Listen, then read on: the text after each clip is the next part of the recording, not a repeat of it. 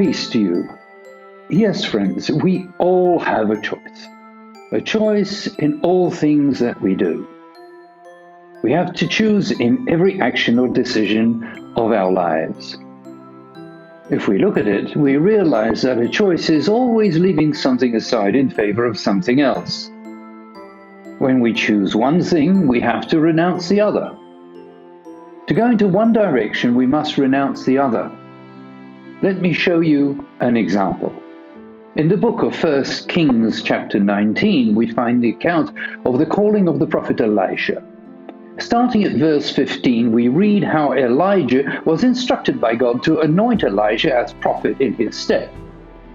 Elijah found him plowing in a field and covered Elisha with his coat. At that moment, Elisha knew God had called him to follow in the steps of Elijah, so he requested to first go back and say goodbye to his parents. It is specifically mentioned that he wanted to kiss his parents, which in those days would be the equivalent of requesting a blessing. Why would he want a blessing from his parents when he was called by God? Were his parents most important to God in his eyes? Elijah knew Elisha had the freedom to do this. However, the possibility existed that after that he would make the wrong choice and not follow Elijah. This is why Elijah told him to return to his plowing. Elijah responded by preparing the oxen for a meal, and after eating, he followed Elijah. He had to make a deliberate choice to follow Elijah as his apprentice. The word renouncing has, to me, a negative feeling to it. I much prefer to understand renouncing as making a positive decision towards a new direction. The way to look at it is like looking at a half-full glass. It could be half empty, it could be half full. It still remains that there is the same quantity of water in that glass. Which expression would you prefer to choose? If you choose the bright or positive side, you will say it is half full. It is the same in our Christian life.